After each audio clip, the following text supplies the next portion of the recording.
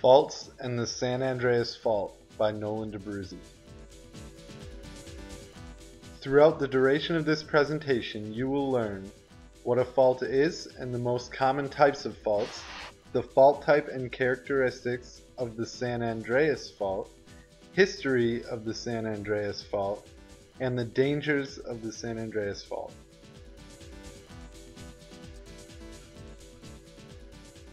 Faults and various types of faults. A fault is defined as a crack in the Earth's crust. Faults are typically associated with or form the boundaries between Earth's tectonic plates.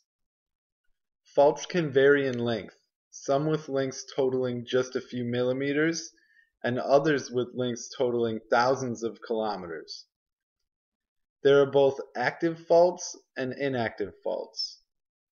For a fault to be considered an active fault, the pieces of the Earth's crust along the fault will show movement over time. This movement may occur rapidly in the form of an earthquake, or may occur slowly in the form of creep. Inactive faults, on the other hand, are faults that have experienced movement of the Earth's crust along them at one time, but no longer experience the movement. Most faults, however, produce repeated displacements over geologic time. Geologists use the movement of a fault to determine the fault type. Common types of faults include normal and reverse faults, which are both considered dip-slip faults, as well as strike-slip faults, which can be classified as either a right lateral strike-slip fault or a left lateral strike-slip fault. Faults that move along the direction of the dip plane, meaning that they move up or down, are known as dip-slip faults and are described as either normal or reverse faults. Normal faults occur in areas where rocks are pulling apart. This is referred to as tensile forces.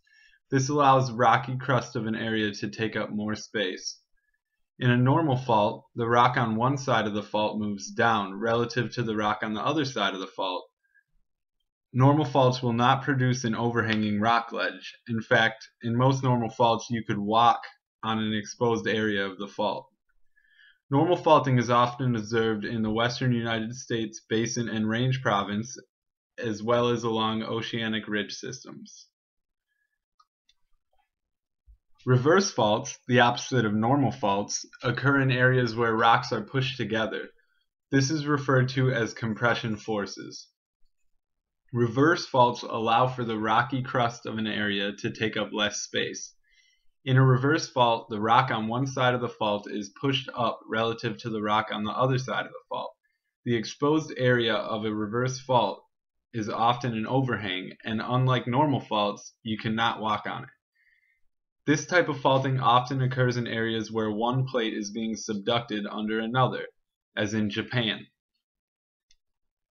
Strike-slip faults are very different from dip-slip faults. Strike-slip faults move on a horizontal plane, and as mentioned earlier, strike-slip faults are classified as either right lateral or left lateral. To further break it down, in a strike-slip fault, the block of rock on one side of the fault moves one direction, and the block of rock on the other side of the fault moves in the other direction. Strike-slip faults do not make cliffs, as the block of rocks are moving horizontally as opposed to vertically. For a fault to be a left lateral strike-slip fault, the displacement of the far block will be to the left when viewing from either side of the fault, and for a fault to be a right lateral strike-slip fault, the displacement of the far block will be to the right when viewing from either side of the fault.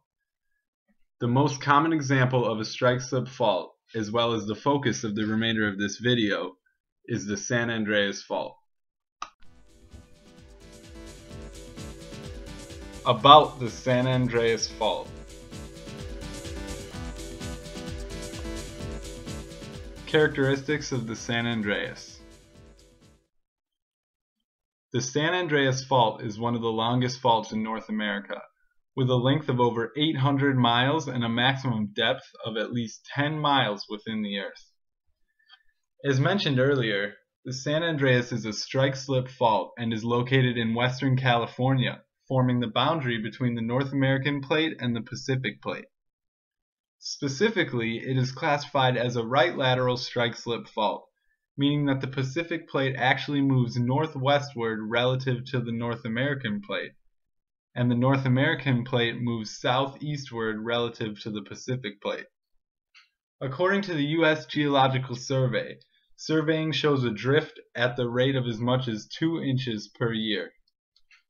The San Andreas Fault is referred to as the master fault of several other faults that form a sort of network cutting through the rocks of the California coastal region. Extending from northern California southward to Cajun Pass, the San Andreas forms a continuous break in the Earth's crust. However, several branching faults share the movement of plates southeastward from Cajun Pass. Though characteristics of the San Andreas, when viewed from the ground, can be very subtle, the aerial view of the fault is much more engaging. The fault can be recognized from the ground level by carefully scanning the surface for narrow ridges, small undrained ponds formed by settled blocks, and long straight escarpments. From above, on the other hand, the San Andreas is represented by a clearly visible linear trough.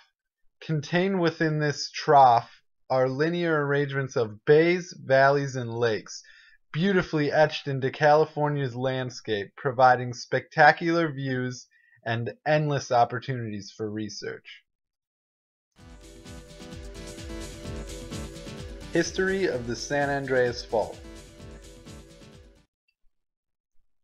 Since records began, there have been 13 large earthquakes along the San Andreas. In-depth study of why California had these earthquakes didn't begin until the aftermath of the Great San Francisco Earthquake of 1906. The Great Quake of 1906 shook the grounds violently for 45 seconds and ignited fires that lasted 4 days. A tenth of the entire city of San Francisco was destroyed.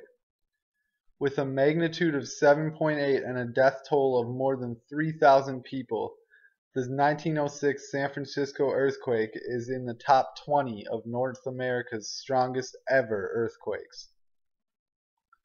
Though earthquakes had occurred in California before, causes of the quakes were unknown. 3 days after the 1906 San Francisco quake, geologist Andrew Lawson was asked to investigate what caused the San Francisco disaster. After gathering evidence of the damage caused from the quake, Lawson was able to map an evidence line through California. This line of weakness led under a lake, the Laguna de San Andreas, which was the inspiration behind the naming of California's largest fault, the San Andreas Fault. What modern-day geologists say to add to the history of the San Andreas. Through the growth of technology and years of research, modern-day geologists estimate the age of the San Andreas Fault to be approximately 20 million years old. Geologists have used a process known as radiocarbon dating to prove that the earthquakes have been occurring along the San Andreas Fault for thousands of years. To determine the reoccurrence interval of the San Andreas, geologists consistently research ancient earthquakes. Evidence such as clues from dried-up ponds are used to determine location of ancient earthquakes, radiocarbon dating is used to provide the dates, and visible clues such as bends in a riverbed are used to show how fast the plates are moving. Multiple studies over the past few decades show average reoccurrence intervals of large earthquakes along the San Andreas Fault ranging from 100 to 150 years, meaning that California could be due for a large earthquake any time now. Dangers of the San Andreas Fault. In 2008, a team of more than 300 scientists calculated what a major earthquake would do to Southern California.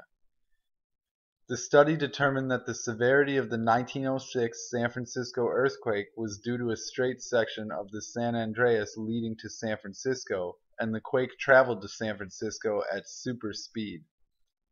This adds fear to Los Angeles residents, as there is a similar straight fault line leading to LA. Scientific evidence estimates a 99% chance of a major earthquake occurrence in Southern California within the next 30 years.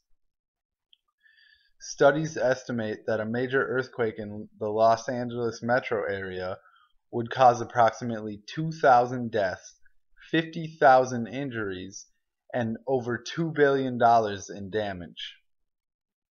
As portrayed in this presentation, the San Andreas Fault has the ability to produce devastating earthquakes throughout California.